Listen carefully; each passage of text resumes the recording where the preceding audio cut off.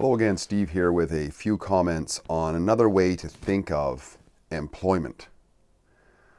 Very often we think of employment as some sort of a relationship which we can fall into and get complacent in and somehow think we're entitled to at a certain point.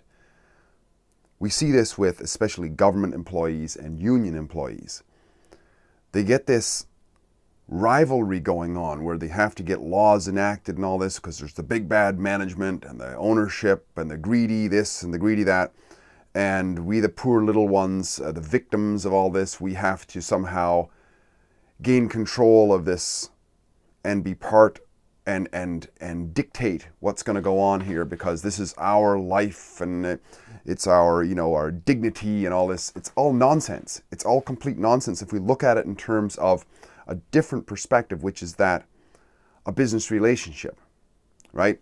Like if we go down to the grocery store, we don't have to feel entitled to getting any kind of a deal negotiated with us by the government or something like that. I mean, in some cases, in communist situations, there's wage and price controls. There's all this, government means of production even, and the stores turn into long lineups and whatever.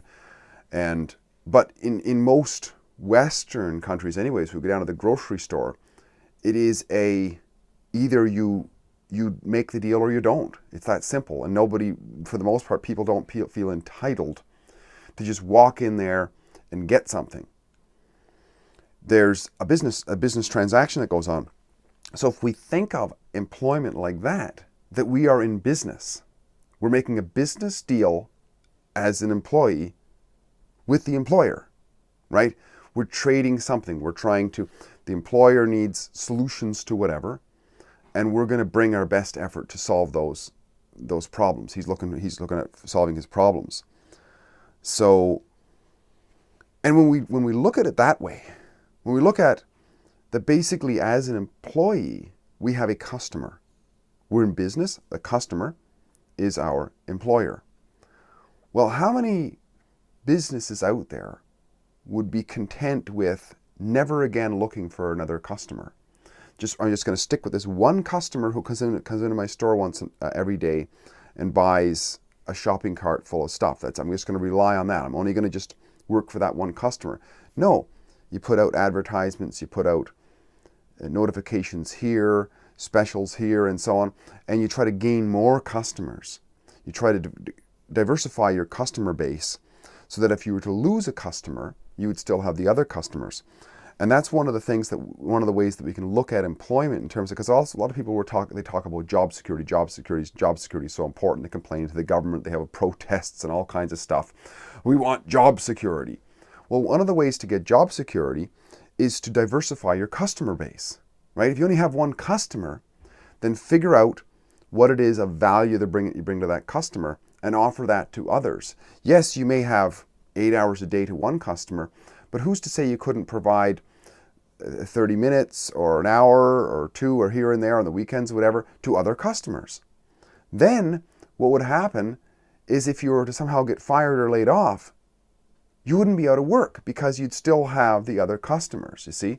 Just like any business that they lose, sure, they might lose a major contract, but they're not out of business because they still have the other customers.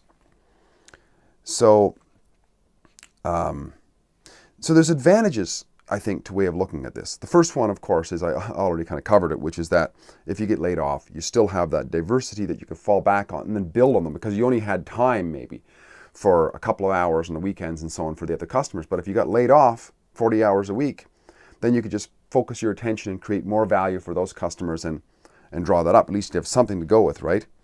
And also you would have greater leverage to negotiate for wages and terms and so on with your current employer.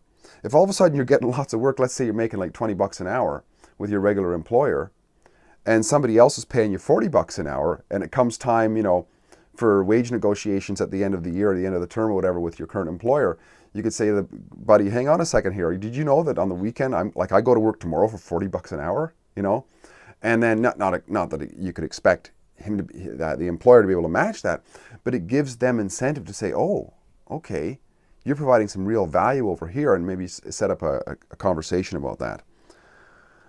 And also, it's a call. So that's the first one would be, it's protection, it's job security. The second one is leverage for against the current employer, with the current employer. And then also there's the third one I would say is that there's this constant call for improvement, right? Because once again, like I mentioned, we have this tendency, if we're in a comfy job or whatever, especially if it's like a government or union job or whatever, which is, to me, is not really a job, but it's actually like a negative job. But even then it could be used. It could, like, somebody could be in that and still diversify from that as well and create greater job security. All of that would still apply. But anyways, in those types of jobs, those cushy jobs, especially where there's a lot of union propaganda, this victim mentality propaganda that's propagated a lot, there's not a huge amount of incentive to really improve oneself, because a lot of times if we improve ourselves and so on, if we try to talk to some of those people, they'll put us down, right? Oh, you're just, that stuff is a bunch of bullshit. That's what that's management propaganda or whatever it is, right? But if we are actually diversifying out into other customers, then we have to constantly calibrate, because we'd be fine-tuning, okay, what is it that I do well? How can I apply that? I know how to apply it to the current employer that I have. How do I apply it to this employment opportunity or this job, this service, this creating this widget or whatever? And how do I self-promote? Do I have to learn public speaking? Do I have to learn how to do YouTube vlogs, making up a flyer? And all of this stuff is positive. That's what positive means. Positive means growth, right? Negative means to regress. So there's like positive growth that's going on within the diversification of the employment opportunities, yes, and also the just in the personal growth. And in terms of the diversification of employment opportunities, well, that is there as well in spades, because most people, once they're already into a job, they kind of stop looking for other customers. Whereas other businesses don't do that. They're always looking for new customers and how they can serve new customers and how they can serve previous customers and what have you. So there's also there's that growth of networking that's constantly going on. So that if you ever were laid off, you already know maybe hundreds of people, or a group of people who you may not be working for directly, but because you maybe don't have time for or whatever, but you could contact them as well. So there's a great opportunity here to really what this diversity brings, this diversity in opportunities and so on, right? Now, and of course, I think that in all of this, we have to just remind ourselves, that this is one way of looking at it. The other way of looking at it is a fairly traditional way of looking at it, which is that somehow we're entitled based on, because there's this Employment Act or whatever, and this guy's got to treat me like some sort of a special case, but they don't have to treat a supplier like that. And that's kind of ridiculous. So I would suggest that in spite of all those legislations and all this union sort of mentality, I would say it's not, I wouldn't recommend it. It's not helpful, I don't think, to get into that victim mentality, to feel entitled to an income. That'd be like saying, you go out and you buy at your grocery store every day, like you go out, because you don't buy, or you go out weekly and get your groceries and whatever, and you stop doing it. That somehow the store could come around with a redress against you and say, no, I'm going to make a complaint to the customer, the grocery store sort of entitlement association within the government, and sue you for not coming into my store every day. That's kind of like what happens when an employer fires an employee because they're not doing their job. Is the employee then goes and complains to the government, and the government sends one of their goons after the employer to compensate this person for not, like, it's ridiculous. It's ridiculous when we look at it from an employment. When we look at employment from a business standpoint, the things that go on are kind of ridiculous. And it's in a free market, which is, as some of you know, I try to stand as strong as I can for freedom. So obviously I'm going to stand for a real free market. In a free market, we get compensated when we provide solutions for people. When I go down to the grocery store to buy something, I'm looking for a solution to not having a certain amount of groceries in my cupboards or my refrigerator. And if the grocery store treats me like shit, I'm going to go to another grocery store. It's that simple. So the grocery store doesn't get to feel entitled to me, for me coming in there every day, you know. But that's what often happens with employment thinking. When we're thinking I'm an employee and therefore I'm entitled to something. No, if you think of yourself as a business person, then your job is to make sure that your customers are well served. And one of your customers is if you only have one employer, you have one customer. And if you're thinking of it from that way, you just serve the customer extremely well. But also, you have an obligation to diversify your services to other customers, because that's what business people do, always looking for opportunities.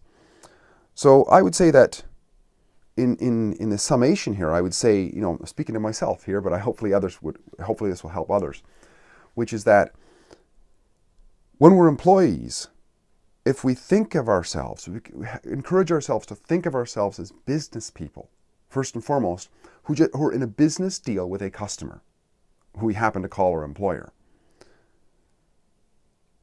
Then we're in business, but we have one customer, and that puts us at, we're vulnerable to the market situation where we may not be needed anymore.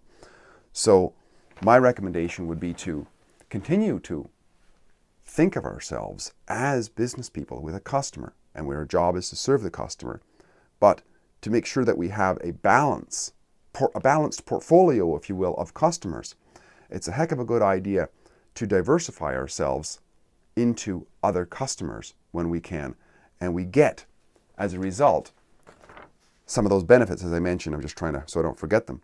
We get greater job security, right? We get negotiation leverage with our current employer, because when we diversify out, we get really good. We're going to get a wage increase on those people on the outside. And it's definitely a call for constant improvement within ourselves. And we're putting the word out constantly. So not only if we get laid off, not only do we have actual other customers, we have lots of other contacts, right? And we've built a lot of different skills. So I hope this is helpful.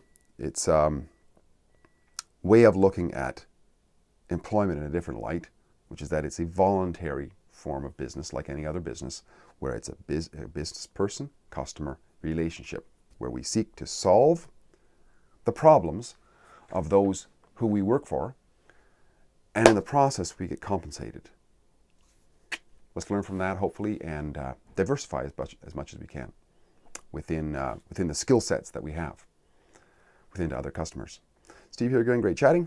Talk again soon. Bye for now.